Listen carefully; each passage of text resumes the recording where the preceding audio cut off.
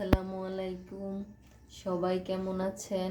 আশা করি ভালো আছেন। তো আমিও ভালো আছি। শুরুতে আপনাদেরকে দেখাচ্ছি শীত সিজনের পিঠা। এই যে এখানে আছে চিতই পিঠা, আর এই যে এখানে আছে ভাপা পিঠা। তো আজকে এগুলো আমাদের বাসায় বানানো হয়েছে।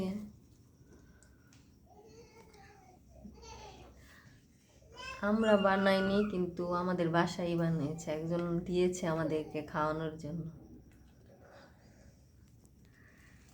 এদিকে হাটের দিন, তাই আজকে টাটকা টাটকা শাক নিয়ে আসছে। এই যে প্রথমেই দেখাচ্ছি লাল শাক।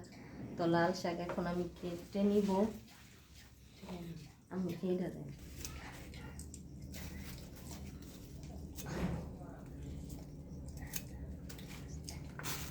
এই যে একে একে শাকগুলো কেটে নিলাম। এক ডালা ভর্তি পুরো শাক হলো। এই শাক কিন্তু শীতের এই নতুন শাকগুলো খেতে খুবই ভালো লাগে, একদম কড়া কড়া শাক। আর এই যে এখানে আনছে এক মোটা ধনিয়া পাতা, একদম ফুলের তোড়ার মতো দেখা যাচ্ছে।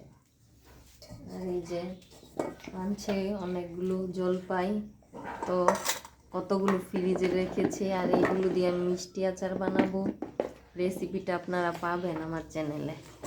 আর এই যে এখানে তেলের আচার বানাবো, এটার রেসিপিও পাবেন।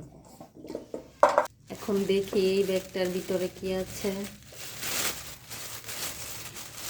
এই ব্যাগটার ভিতরে আছে ঢেঁড়স, পটল, আর আছে পাকা পাকা লাল লাল টমেটো। টমেটোগুলো আমি এক এক করে একটা ঝুড়িতে রাখতেছি।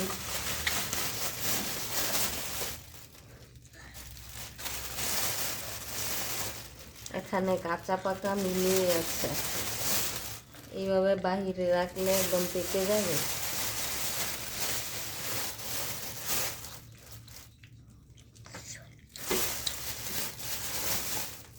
এই যে শীতের নতুন সবজি গাজর, এইগুলো হলো দেশি গাজর।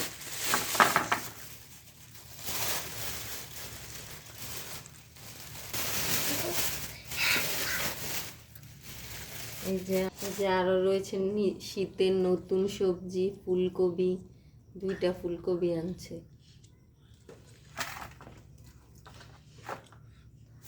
আর আছে এই যে কাঁচামরিচ, যা আমরা প্রতিদিনই তরকারি দেই কিন্তু খাই না।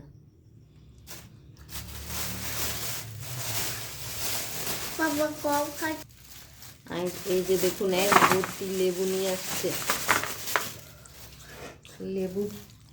লেবুটা আমার খুব পছন্দ, আমি সব তরকারিতেই লেবু খেতে পছন্দ করি। লেবুগুলোর সাইজ ভালো আছে, বড় বড়।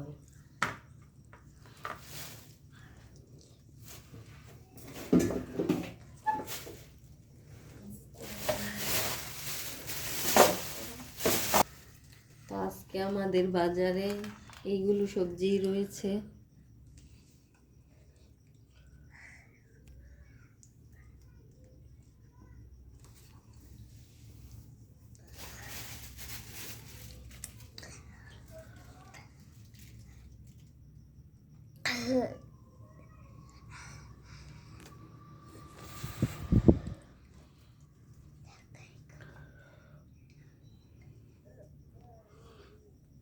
বাবা